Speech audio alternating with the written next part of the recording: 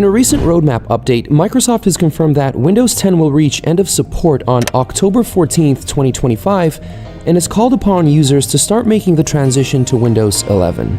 Now, it's important to note that this information has been known for quite a while now, but the news here appears to be that version 22H2 will be the final version of Windows 10. Before we move on, have in mind that the majority of this video can be consumed in just audio form, so if you have anything to do, feel free to do it while listening. Also, please consider supporting the channel by subscribing and turning on bell notifications. Thanks a ton. In a sense, this roadmap marks the official beginning of the final stage in Windows 10's lifecycle, and now that the end of the road is on the horizon, the community is becoming increasingly vocal about legitimate concerns. Given the fact that the only supported alternative Microsoft currently has to offer is an unpolished and hardware-wise non-inclusive Windows 11, the discontinuation of Windows 10 is something that users are generally, to put it mildly, not happy about. In fact, they're kinda pissed. And the comment section for this particular community post illustrates just how pissed they actually are. Maybe finish Windows 11 before forcing us onto it, one person suggested. This is going to be a really popular move, someone else remarked sarcastically, as there are a lot of people for whom Windows 11 is either not able to run on this hardware or an anathema.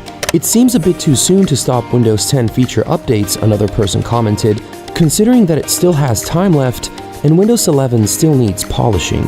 Now, as apologetic as it may sound, an unpolished Windows 11, assuming that it remains unpolished even in the year 2025, is an issue that both Microsoft and Windows users technically would be able to work around. Its non-inclusive hardware requirements, on the other hand, are a whole different pair of shoes, which have the potential of turning the end of support for Windows 10 into a significantly problematic event. In order to understand why the death of Windows 10 may prove to be a huge problem for Microsoft, it can help to take a look at the bygone era of Windows XP, because there's a rather interesting correlation between Windows 10 and its successors potentially, and Windows XP and the major versions that came after it. Here's a little timeline that I mocked up in order to illustrate the next part of this video. It's nothing fancy, but it should get the job done.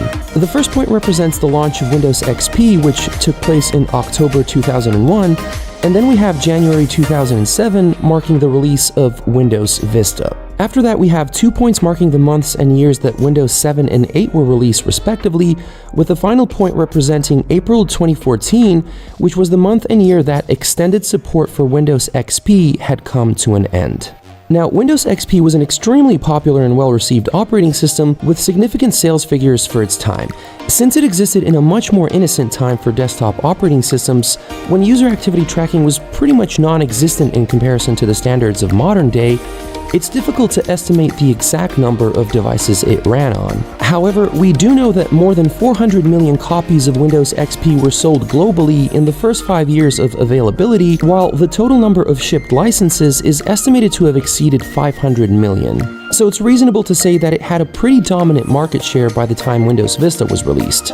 Now, Vista had quite a number of issues. There's actually a complete Wikipedia article that is fully dedicated to all the major problems Vista had at launch, but the one that is most important for the context of this video were its hardware requirements, which proved to be a bit too much for the time. Even though it technically was able to run on all but the most ancient machines, a complete and smooth user experience was reserved only for higher-end devices. As a consequence, a number of users weren't even able to run it on their computers, and many of those who were took a massive hit to their system performance. Now, this was a much bigger problem for Microsoft than it was for users, because this whole inconvenient situation had an important saving grace, and that saving grace was Windows XP. You see, support for Windows XP covered a time span that not only included the launch of Windows Vista, but 2 other major versions as well. So if a user couldn't upgrade to Vista, or if they simply didn't want to, they could just stick with XP, knowing that they would continue to receive updates that are crucial to the security of their system. And the same thing was applicable when 7 and 8 launched, respectively. Now, fast forward to a more modern time, and yet again we have one version of Windows dominating the market share on the one hand, and a direct successor that is notorious for system requirements known for alienating even users with relatively higher-end machines on the other.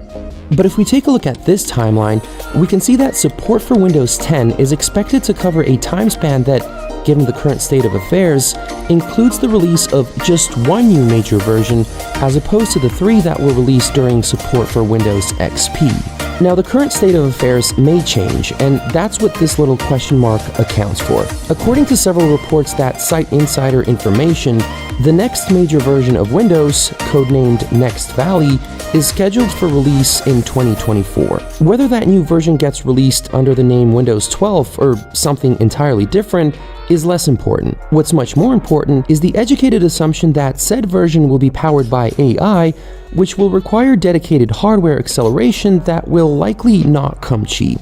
This sort of acceleration is currently not available in the majority of high-end hardware, let alone in older machines, so the expectation that Windows 12 will be the saving grace for stranded Windows 10 users in 2025 is not realistic, unless Microsoft decides to make some sort of light version that would maybe utilize cloud computing in order to power the AI features. Imagine the endless telemetry possibilities. It makes me feel uncomfortable just thinking about it. But that's a topic for another video. As of this point, there are no indications suggesting that a light version of Windows 12, or whatever it may end up being called, is in the making. Unfortunately, all the signs seem to be pointing in one undesirable direction. Should Microsoft stick with its current plans, Windows 10 users who do not meet the hardware requirements for upgrading to Windows 11, or anything else for that matter, will likely be left in a sort of a limbo in which they can't move forward, but they also can't really stay put because doing so would pose a security risk that would just grow over time, and the potential number of those cases is not to be glossed over. According to a survey that took into account around 30 million devices, 55% of workstations in 2021 could not be upgraded to Windows 11 due to Microsoft's strict minimum hardware requirements. Now, even if that percentage shrinks by 2025, which it certainly will, available data definitely leaves the possibility that the number of devices that end up stranded could easily be counted in the tens of millions, if not hundreds of millions. That would not be a good situation, nor for Microsoft, nor for the users. So, how's this going to be dealt with? Well, the way I see it, there are a few things that could happen. On the developer's side, Microsoft could offer extended support for Windows 10, which would give users a couple more years to upgrade their systems. However, on a business level, that would also mean that Microsoft officially has another XP on their hands. As inconvenient as that may be for the company, I think it would be the fairest course of action, especially when we know that Microsoft would only have its own anti-consumer practices to blame for the situation. Another thing Microsoft could do is release something resembling a light version of Windows 11 that would eliminate the barriers to entry that have been keeping a plethora of perfectly capable machines from running the operating system in its current form. Similarly, they could also release a light version of Windows 12. However, I'm not quite sure about the likelihood of either of those two options. Why go through the hassle of developing a light version of any of the newer operating systems when extended support for Windows 10 is clearly on the table? On the other hand, Microsoft also might not do anything. In that case, organizations and businesses will have the possibility of utilizing LTSC versions of Windows 10 in order to continue receiving updates beyond October 14, 2025, which is an option that is both difficult to access and suboptimal for regular users. So what options are available for everyday Windows 10 users whose systems do not meet the hardware requirements for Windows 11?